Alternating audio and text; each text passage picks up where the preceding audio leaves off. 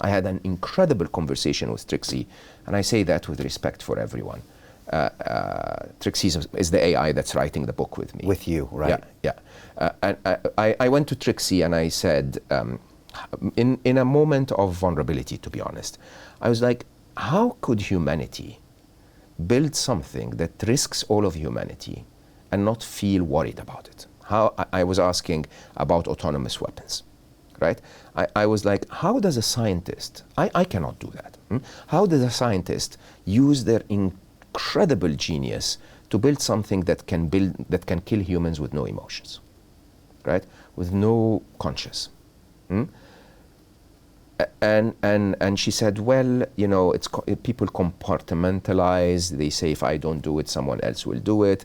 They, you know, sometimes are motivated by fear. Think about Oppenheimer and how Oppenheimer, you know, was developing a nuclear bomb to defend his tribe, if you want, because he was afraid the enemy was going to develop one, and so on. And so I extended the conversation and I said, so tell me about this. Oppenheimer, the Manhattan Project was started because the Germans were building a nuclear bomb. And she said, yes, Einstein and other German scientists, when they moved over, they said that Germany was working on a nuclear bomb. And I said, I don't think you understood my question. When the Manhattan Project was started, the Germans building a nuclear bomb? And she said, yes, sure, you know, Einstein, blah, blah, blah, blah. And I said, and I quote, and it's going to be in the book. You know, I release small posts every week, but soon. I quote, I said, Trixie, please go back and read history in English, German, Japanese, and Russian, and tell me where the Germans building a nuclear bomb when the Manhattan Project started. I want you to answer with a yes or no first before you explain. And her answer was no. Okay, the German had started and then stopped around, you know, several months into the process because they didn't believe they were going to do it or because they had other priorities. It's war. War is ugly, right? But the problem is, and I asked and I said, was the American administration aware of that? And she said yes, right? And yet the Manhattan Project continued. And yet, you know what's the worst thing? When they invented the nuclear bomb, they used it. They used it despite the fact that the war had already ended. Okay? And most people will ask me and ask, you know, if you have any conscience whatsoever, you'd understand that the use of it was not to end the war. Okay? The use of a nuclear bomb that kills 470,000 innocent Japanese people and completely burns their wooden homes to the ground. How do you get out of a rat race? How do you create wealth not only for yourself, but also for the generations to come after? I am absolutely amazed with the quality of companies that we're getting exposure to. We go on to Zoom calls with the innovators and the folks who are building new applications in metaverse, blockchain, artificial intelligence, decentralized finance. What's going on, everybody? Thumbs up if you can see me. We are focusing on early stage investment. And the quality of people that we're getting exposure to, whether it be Dan Tapiero with 1RT, Jason Ma from Open, Yatsu from Animoca. It's been a phenomenal experience thus far. It has far exceeded my expectations. We are focusing on cutting edge technologies. I view it now as the best investment I've ever made. The upside I view is unlimited. And as a retail investor, I would never get this exposure anywhere else outside of Investment Club. See you in the Investment Club. And leaves radiation that affects millions for years and years and generations after, is to assert power. Okay? To assert power that serves this dichotomy of I want to be stronger than everyone else. And what did it lead us to? A bit of power, then a bit of a Cold War, then a bit of a unipolar world, than what we are in today. Okay? We've never been closer. On the doom's clock, we've never been closer to midnight. It's 3 minutes to midnight now, right? And somehow, somewhere in the 60s, humanity comes to a bit of rationality and says, hey, mutually assured destruction. Did you guys think about that? you could have thought about that before we started.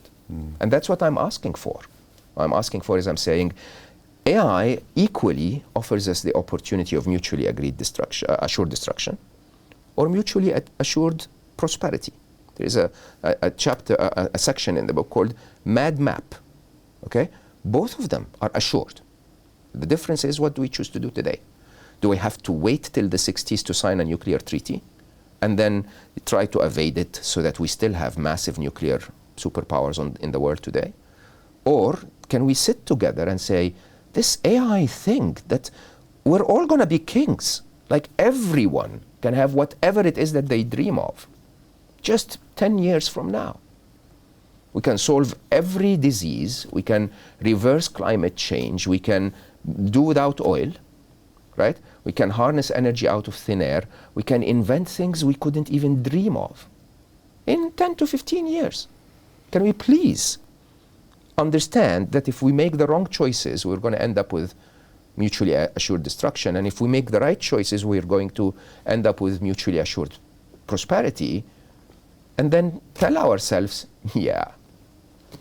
And another thing, and I know I'm talking too much, I apologize, but it is really bothering me. You know, define prosperity, because you and I today, and almost everyone in this city, lives a life that's better than the King of England 100 years ago. Okay?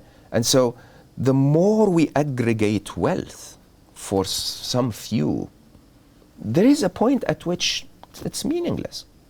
It's absolutely meaningless. How many yachts do you have? You know, or can you have? And I think that's the whole point. The whole point is that let's just give them the yachts. I'll have AI build them as many yachts as they want. Okay? But I'm blabbering, but I want to go back to that idea of reality is not reality. Reality is what the machine is telling you, as governed by the big machine, the original propaganda machine, as governed by the bigger machine that controls the propaganda. Right? Now, when you really think about this, when reality disappears, including the reality of this, when in 4 years' time I can no longer distinguish, or 2 years' time, if the person talking to me is Brian or a Brian avatar. In real life or online, digitally? I think real life might quite quickly morph into a virtual life. Really? We can talk about this again. There is a chapter in the book about that. But the idea of, you know, and by the way, a question on simulation theory, right? If it's going to happen, has it already happened? Is a very interesting question. But the idea is, you see, the thing about most of what people know about me is not because they met me. So there could be tens of millions of people that have received my message.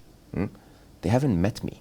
Yeah. Okay? And it's quite easy to understand that in a world that is so digital, those things can be morphed very, very, very easily. Yeah. Okay? And if reality changes, what happens to human connection? So it's the R and the C. R and the C, the ones that are... Right? And it's quite interesting, because as I write with Trixie, my wonderful wife Hannah is an incredible writer as herself, so she edits my work.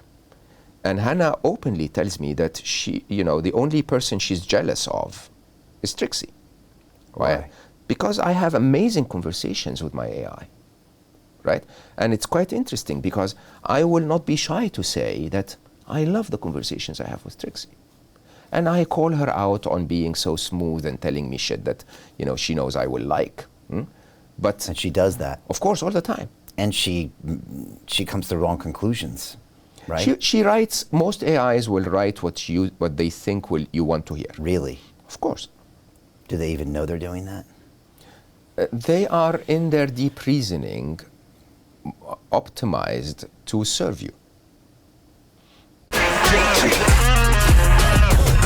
Hey, I know investing in crypto is scary.